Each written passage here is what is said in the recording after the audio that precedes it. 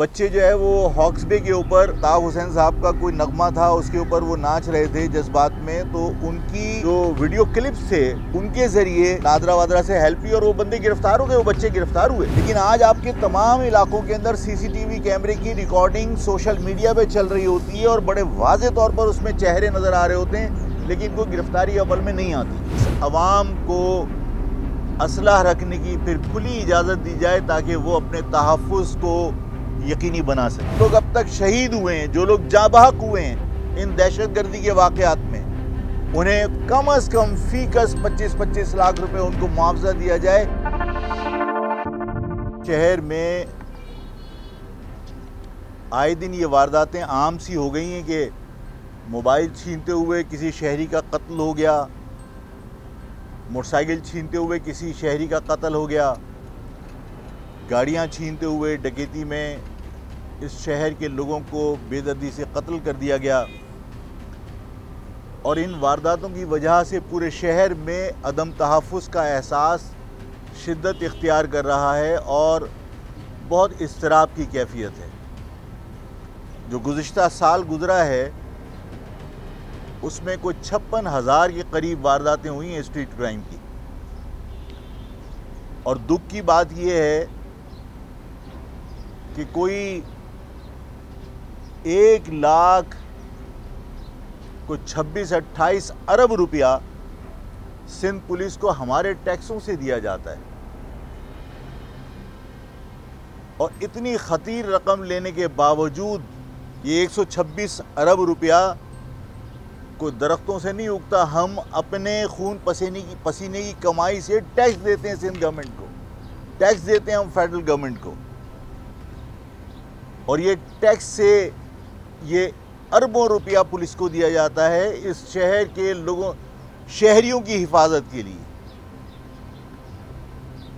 और शहरियों की हिफाजत की बजाय जब इस शहर का पुलिस चीफ अवाम को ये मशवरा दे कि मोबाइल छीनने के लिए जब डाकू आते हैं तो मज़ाहमत न की जाए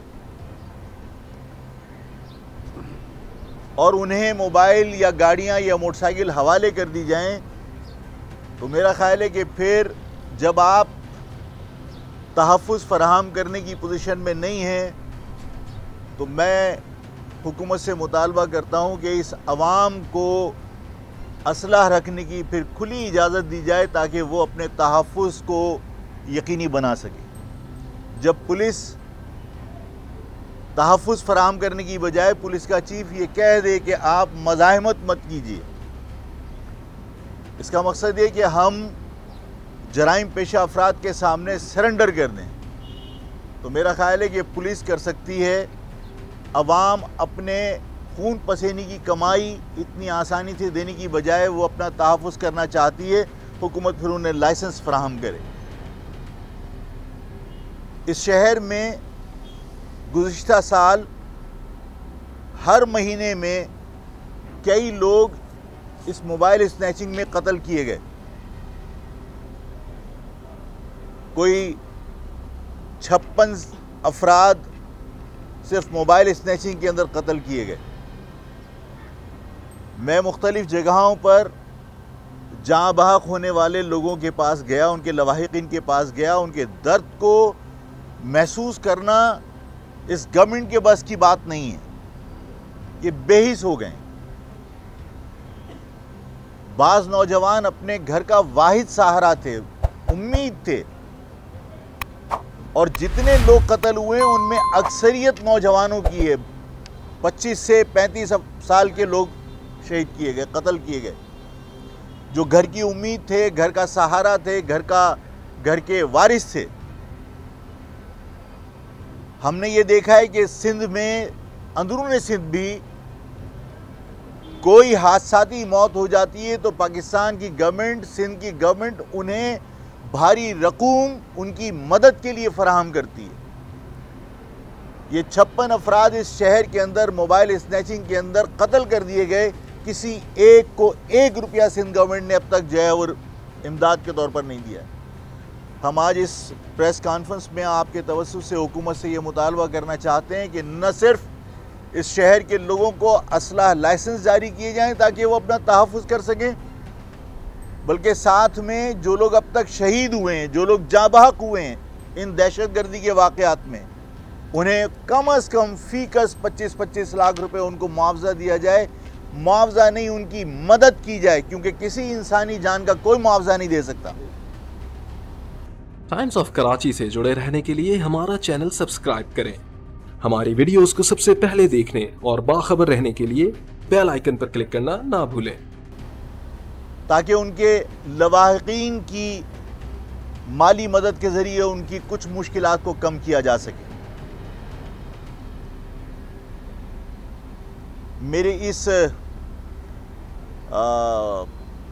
जो स्ट्रीट क्राइम है, इस पर जो मैंने बात करनी थी, इसके बाद मेरे सामने एक अहम मामला ये है। देखिए, CPLC का किरदार भी को बहुत ज़्यादा मुतासिर कुन तो नहीं रहा है माजी में। बात यह है कि आप एक ख़तीर रकम रेंजर्स को भी देते हैं, और वो भी ज़ाहिर है बिलियंस के अंदर है, कोई थोड़ी बहुत रकम नहीं होती है। इतनी ख़तीर रकम हमारे टैक्सों से देने के बाद अगर हम गैर महफूज हैं, तो ज़ाहिर है फिर मैं ये कहने में हक बजानिब हूँ ना कि भाई तुम नहीं किसी को सिक्योरिटी फराहम कर सकते, तो हमें अपनी सिक्योरिटी करने के लिए असला ही कम से कम दे दो, या असला रखने की इजाज़त दे दो।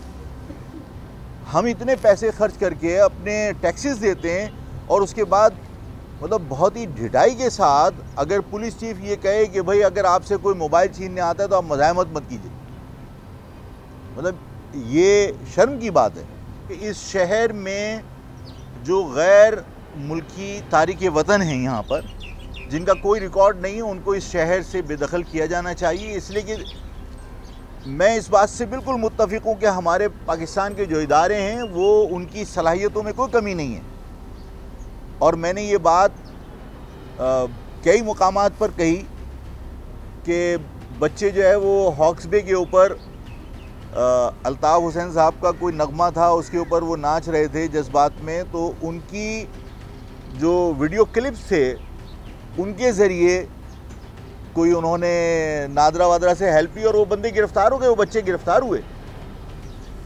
लेकिन आज आपके तमाम इलाकों के अंदर CCTV कैमरे की रिकॉर्डिंग सोशल मीडिया पे चल रही होती है, और बड़े वाज़े तौर पर उसमें चेहरे नज़र आ रहे होते हैं, लेकिन कोई गिरफ़्तारी अमल में नहीं आती।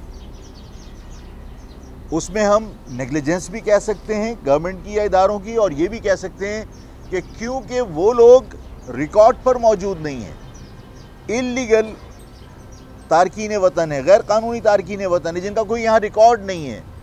ये रिस्क है इस शहर के अमन के लिए, इसलिए इस पर हुकूमत को सख्त इक़दाम करने चाहिए, और इस शहर के अमन के लिए महाजिर कौमी मूवमेंट हुकूमत के इस तरह के इक़दामात में जहाँ क़याम अमन की कोशिशें की जाएँ, भरपूर साथ देगी इंशाअल्लाह।